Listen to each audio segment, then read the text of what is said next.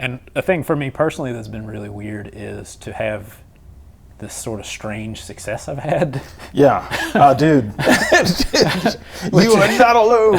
Yeah, you know? Well, that's what I was gonna say is this Black Panther stuff has to be fucking mind blowing. Oh yeah, because it's mind blowing for me. I was watching the movie and just going like, oh, dude, it's crazy, you know, and it's like the thing that really messes with me is every 5 to 10 years, I'm the new guy on the block.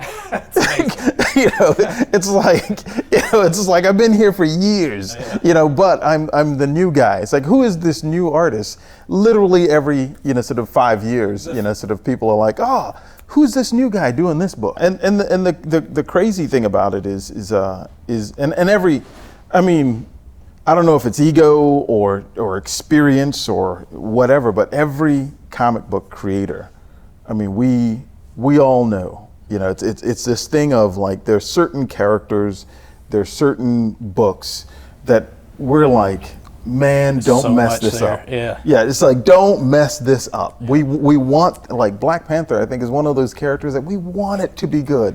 One of the things I was asked about, you know, a black person doing Black Panther or doing black characters, and my first thought is, hey man, I don't want to be cut out of that Batman Superman action. You know?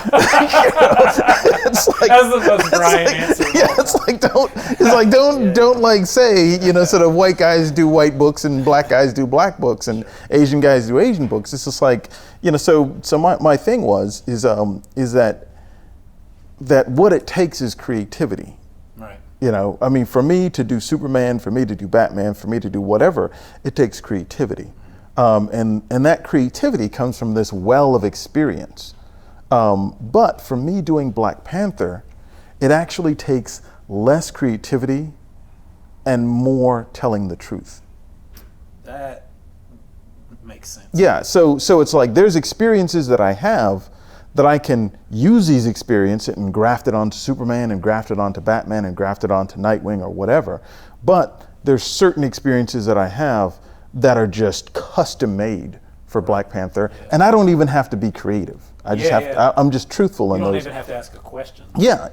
And the thing about it is like for you in Southern Bastard. That's the most normal. That's the most direct parallel. Yeah, you are not making that stuff up. No, that just like channel it. Yeah, exactly. So I think you know, there's no doubt in my mind, like, you know, a white guy, you know, sort of a white Scotch-Irish girl can do Black Panther, but it's going to call on more creativity. Yes. You know, sort of than it would for someone like me to do it. That's, I mean, like Spider-Gwen's an example of that for me, where like to me, I feel like it is I have no answers. Yeah. It is a relentless pursuit of asking questions. Yeah. At every turn, I'm like, I can make no assumptions. Yeah. You know, and maybe what we do is good, maybe what we do is not good, I don't know. But I know that that's the only route that I can do a book like that. Yeah. Whereas, like you said, doing something like Southern Bastards, even though there's characters of all different races and, you know, it's about sort of all that interplay. Oh, yeah. Like, those are questions I've lived. Yeah. It's just like you're just kind of sitting back and going, okay, I can pull on experiences that I had in 5th grade, you know, sort of, I remember this thing happened, and you can just channel that right into it. And it allows you to channel that creativity into nuance rather than just being stimulating or being. Oh, yeah. And the weird thing is, I don't know if I ever mentioned this to you, but like, I grew up, you know, or most of my growing up was in this Gullah community. Mm-hmm. You know, and this Gullah community is like, you have South Carolina, and then you have this land that time forgot Gullah community. And everyone speaks with a weird, you know, sort of accent and everything like that. And they're kind of isolated from the rest of the state. Yeah. So it's just like, that's kind of a Wakanda thing. There's just like these people who were freed slaves that just went off on the islands and just kind of hung out there. That's fascinating. Yeah. So it's like, and what's weird is is like my uncles and everything like that, they pretty much have to do everything themselves. So there's a weird natural sense of technology that they have, where they're like, sort of, I mean, I watch my uncles like build a pile driver, sort of to sink a well, sort of from a truck and a couple of tree stumps and stuff like that. So it's like this weird natural tech that so to me, when I got called for Black Panther, I was just like, oh, well, I'm pulling some of that. It explains everything about your connection to Black Panther, but it also explains everything about you as an artist. Oh, yeah. Yeah, it's like, boom. It's very clear that you've always been like super analytical. Like you've always had the ability to assess a problem. Yeah. And not just like break it into parts, but sort of like see sort of the interconnectivity. There's that invisible third that like is between the spaces, And that's a thing that I feel like I've cultivated.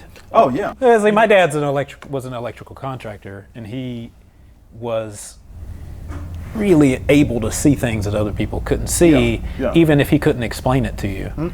Yeah. And I think that sort of, some people call it DIY or whatever, but that thrust to like. Oh yeah, and that's the cool thing is you were probably put in the same sort of thing of like you're breaking things down.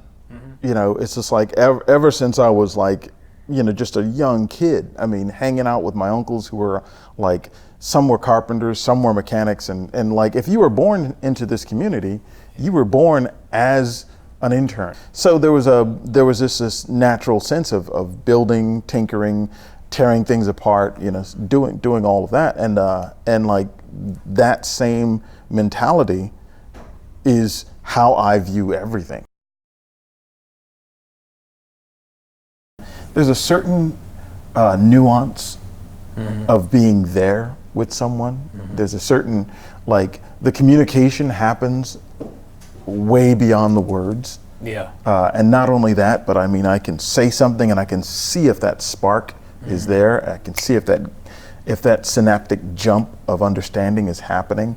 And then I can, if I don't see it, then I can elaborate on this and just really, and there's something really nice about that I don't think you can get in a cold, sort of text conversation. Yeah, what's funny about that is when I text things out, I have to put them out there like riddles.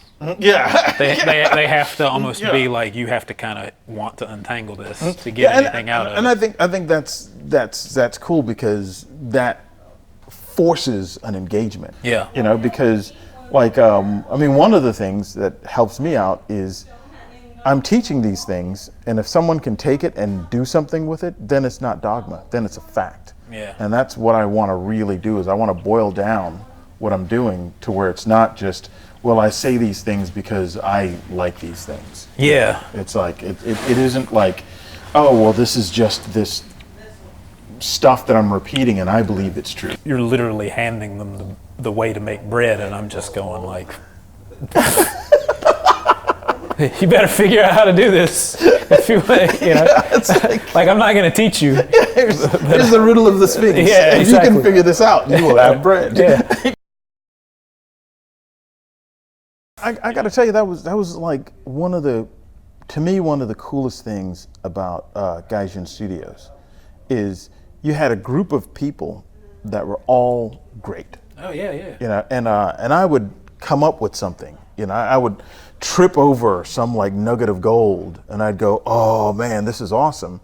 And now what I could do is I could go, "Hey, this nugget of gold makes me better," and that gives me an advantage over everyone else. Or I could take that nugget of gold and go, "Hey, Adam, what do you think about this?"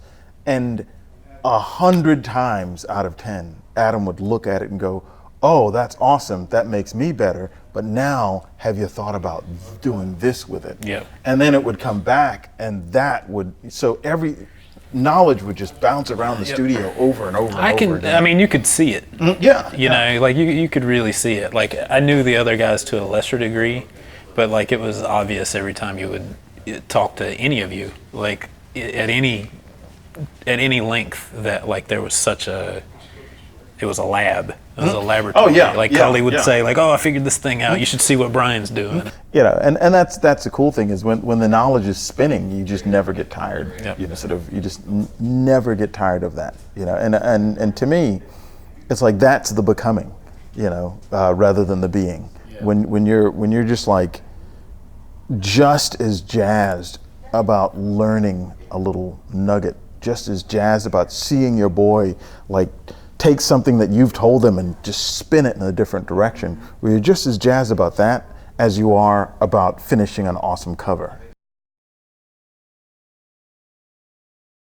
Literally for me is like, how many people in your life do you ever communicate with?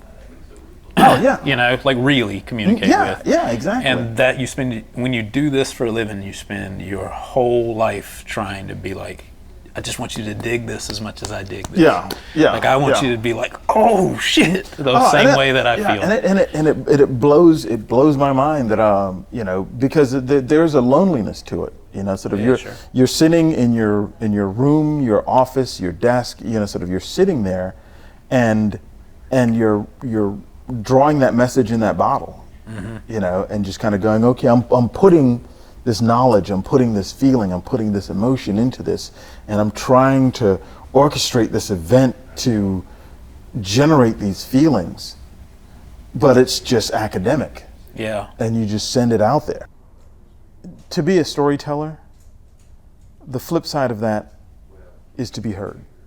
You know, it's just like, if you're a storyteller and you're just like yelling at the wall, you know, you're kind of a failure, you know, because you're not actually communicating, you know, and actually getting back that proof, you know, getting back that proof of communication, you know, that to me is like the greatest experience, especially if you're doing something subtle, you know, like to me, like cool is easy prey. I agree with that. You know, it's like cool. If I show up, I'll get cool. You know, it's like that's really it's like cool is really not that big a deal. You know, it's like I can do something to make people go, "Ooh, that's cool." And I mastered that in grade school. Yeah. But like those subtle emotions, you know, those real subtle emotions. It's like when you have a fan sort of come up to you, and they got tears in their eyes, you know, sort of, and they've got like, you've done something that haunts them. You've done something that has changed their lives. You know, it's just like to me that, I mean, once you've experienced that.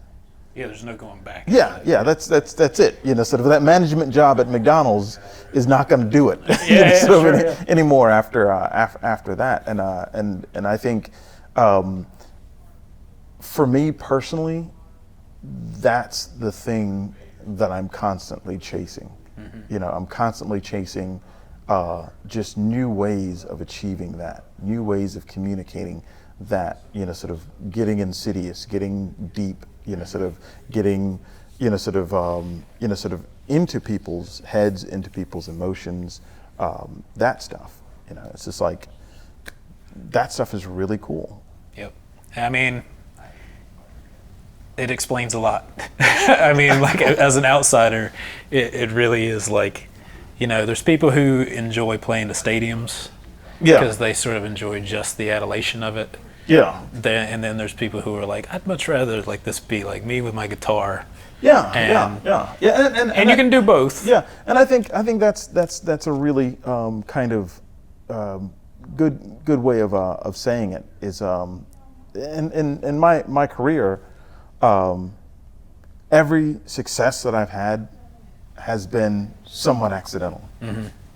It's like me too. Which is and it's and what's really weird to me is I don't necessarily try or strive for mass success. I just strive for truthfulness. You know, and I think oftentimes I will like even when I did Black Panther, I agreed to do Black Panther because it was a small book. Yeah, I remember. Because my attitude. I remember going to lunch and being like, this book's gonna be fucking huge. Yeah. And you were like, oh, it's just gonna be a cool. I was like, look, Black Panther can't even sustain a title, so it's not gonna be a big deal. I had a really long talk with another writer today, who's in a similar position, who's writing one of the bigger characters at Marvel, and it's not Jason Aaron. Where we had this long talk about how, like, once you get there, once the doors open and you kind of realize, like, well, I could touch these other things, it feels ridiculous to slam the doors. Yeah. It feels ridiculous to be like, but even if you should, even if you should just be like. Man, to this day, it is like the scary, like, I get offered, like, different projects, and the most terrifying thing is to get offered a project that it's just like, ooh, that would be a cool character to work on. But then you read the pitch or you read the first issue and you go, well, this is bad. And then it's also 6 months of your life. It's 6 months of my life, and I have to say no to it. Yep. And that's the scariest thing in the world, is actually kind of backing away from something and saying, no, I won't be able to do this. Actually, this kind of closes a circle. The bit of advice that Will Eisner gave to me is, he said, because I was like saying, these editors are wanting me to do this. I don't think this is right. I'm not getting this cover approved, and I'm doing all this thing. And he said, you have to understand, an editor's job sometimes is antithetical to the creative process. Yeah. They're the ones kind of bridging the gap, but ultimately getting the book out on time, sort of a lot of that stuff is much more important than this creative stuff. And he said the last line of quality goes to the creators. Right. And you have to make the decision of, are you going to hold that line or are you going to surrender that line? Right. And I was just like, okay, okay, that's. And all I would like to do is help inform people as to what the benefits and the consequences of either choice. I want to do this well until I'm 80. Oh, dude. And I feel like it's the same thing, kind of. Yeah, to me, I want to, and it's kind of scary, but like, when you hear those stories of, Bob Peaks, man, he died, and he had a piece still on the board. I'm like, yes. Yes, exactly. Yes. I'm like, yes. They're gonna be like, I'm gonna be like dying, and they're gonna be like, what? He's trying to say something. I'm gonna be like, helicopters. They're cops that fly in helicopters. This is an amazing Saturday morning cartoon. Boom. That's the end.